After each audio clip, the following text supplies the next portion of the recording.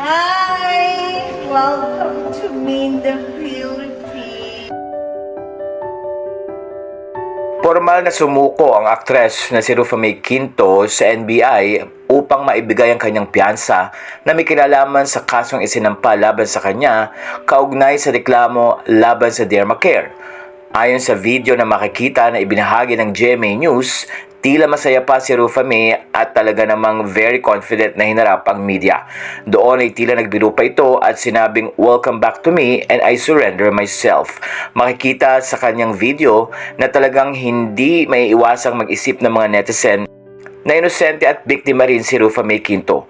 Sa kasunod na pahayag ay sinabi niyang 3 months lamang ang naging kontrata niya dahil later on nga ay kinancel din siya ng Dermacare at ang lahat ng mga ibinayad sa kanyang cheque ay kapwa tumalbog at wala nga siyang nakuhang pera. Dahil dito maraming netizen ang tila naawa kay Rufa May dahil kailangan niya magbayad ng milyon na piyansa dahil na rin sa paglabag di umano sa Section 8 ng Securities and Exchange Commission.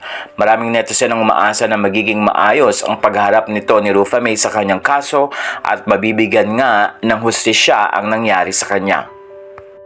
Matatandaang na-charge si Rufa May Quinto ng 14 counts of violation of Section 8 of the Securities Regulation Code na ifinal sa kanya ng mga investors sa Dermacare.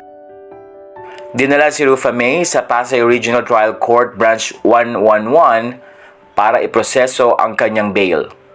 Ayon na rin sa report, ang bawat kaso ay may halagang 126,000 pesos bilang bail at ang total amount nga nito ay 1.7 million. Pahayag ni Rufa May, "I have no connection whatsoever to any fraudulent activity and I categorically deny these baseless accusations." Samantala noon pa man ay nagpasalamat naman ang attorney ni Rufa May at sinabi nga ang ganito, "We appreciate the overwhelming support as well as your understanding and continued trust in Ms. Quinto during this challenging time." At tulad nga ng marami, naniniwala sila na biktima lamang din si Rufa May.